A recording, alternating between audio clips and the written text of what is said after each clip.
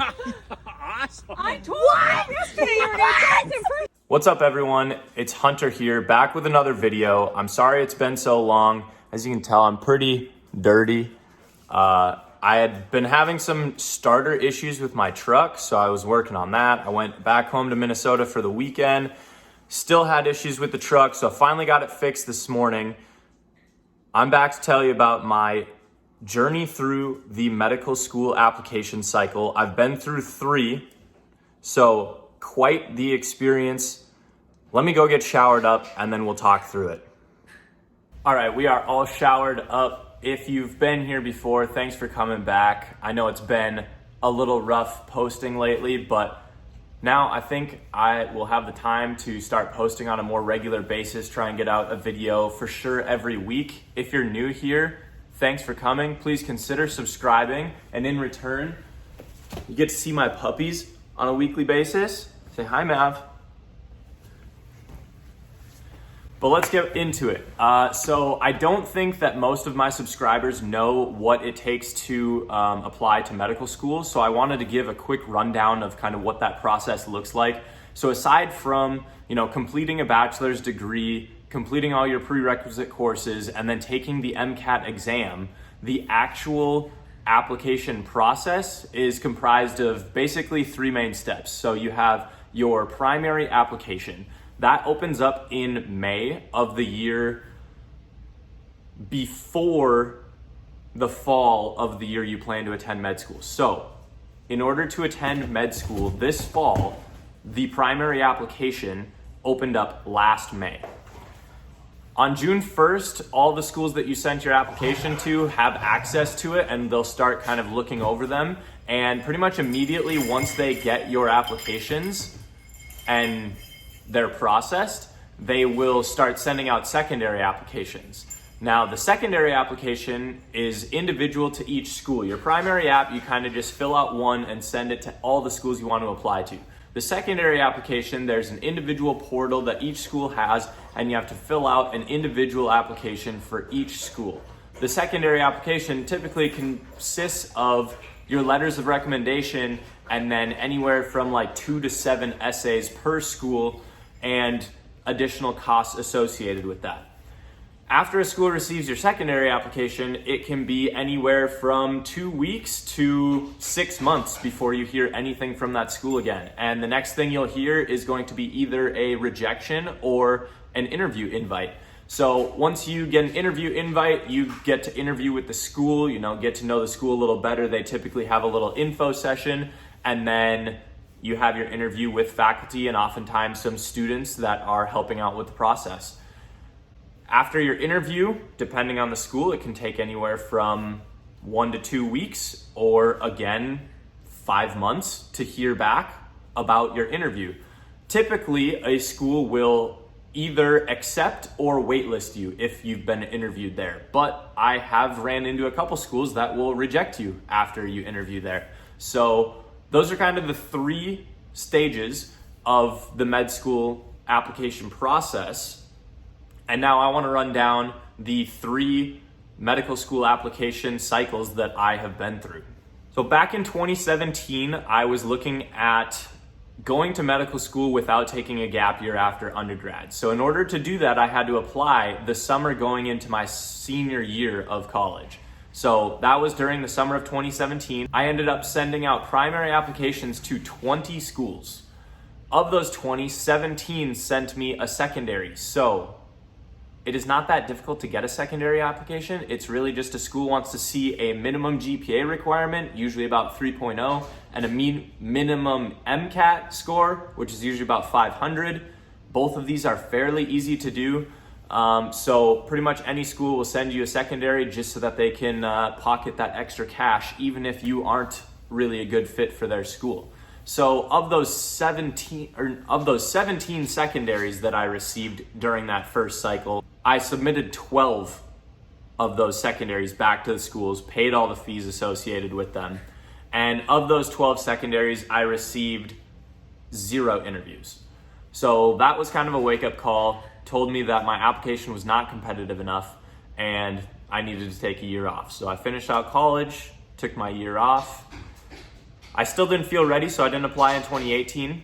So then in 2019, I decided to apply again. And this is where I kind of made a big mistake. My application was a bit more competitive, but being in Omaha, Nebraska, I didn't really want to move, so I only applied to the 2 schools in Omaha, Nebraska. So I sent out 2 primaries, I got 2 secondaries back, submitted both secondaries, I got interviews to both schools, and then 1 rejected me and 1 waitlisted me.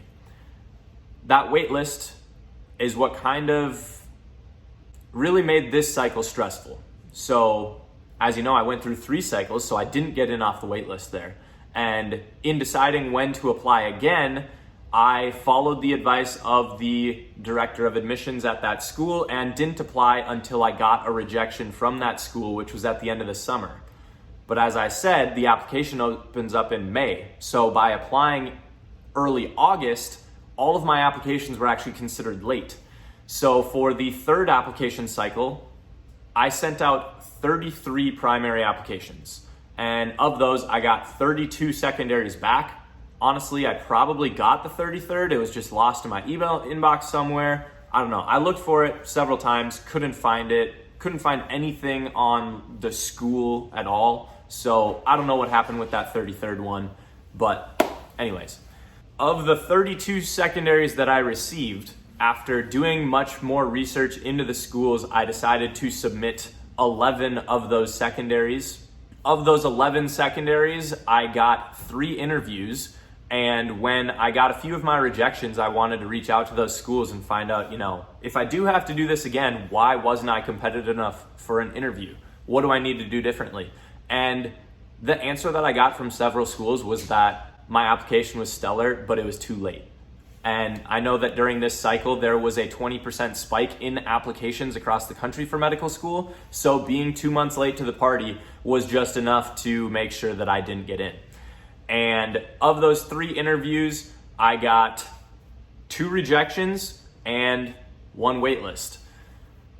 Being placed on the wait list again was a very stressful situation. I didn't want to go through all of this again for the 4th time, but I wasn't going to make the same mistake that I made during this cycle. So when May 1st came around, I started filling out the applications, redoing my personal statements, getting ready to request letters of recommendation, getting everything polished and ready to go.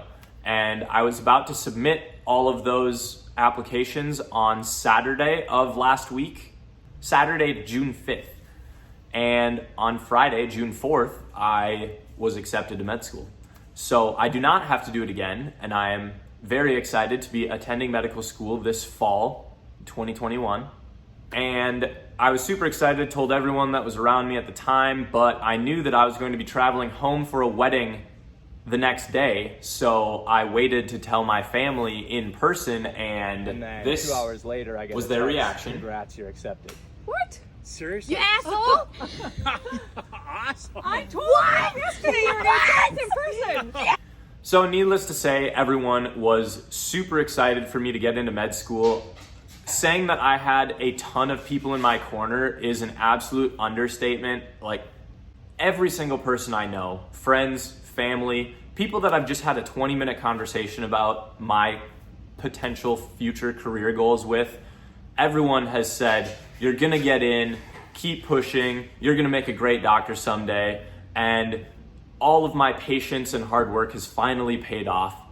And so this is just like my motivational speech to you guys. If there's something you're passionate about, just continue grinding at it, and one day it will pay off and all of your hard work will come to fruition for you. So don't give up if there's something that you're really passionate about and want to accomplish in life. All in all, I ended up spending about $5,500 between all 3 application cycles, and so that accounts for just the primary and secondary costs. That doesn't account for, I guess I never had to travel for an interview, so that was nice with COVID and everything. We did virtual interviews for this cycle, but it does not account for the costs of preparing for and taking the MCAT exam, the Medical College Admissions Test, which is a $300 exam for every time you take it. I took it 3 times. You have to pay for study materials if you're going to do well on it. And I mean, I can go over everything that I did for the MCAT in a future video. If you'd like to see that, comment below. So in just over a month and a half now, I'm going to be starting med school. End of July is when orientation starts. I'm not the only one that's been doing great things in terms of making steps towards my career though. Marin just passed her real estate exam about 5 or 6 weeks ago. So she's been working with her mom on her real estate team, learning the ins and outs of the trade, you know, how to do the paperwork behind a sale, and hopefully she will start selling homes here soon. So if you're in Nebraska and need a realtor, someone to hook you up with your dream home, let me know and I'll put you in contact with Marin, who's going to do a fantastic job selling and helping buyers buy homes. For now, that's all I got. It's more of a life update video. Definitely going to be doing some more fitness challenges and potentially food challenges if you guys have suggestions. I'm probably going to be spinning more of this toward my med school journey and kind of making it a med school content YouTube channel. But if there's anything that you really want to see, anything you want to know about, you know, my journey to med school, I kind of plan on having a few videos about my application, kind of my journey from high school to med school now. And we're both just really excited about the future, and we'll see you guys in the next one.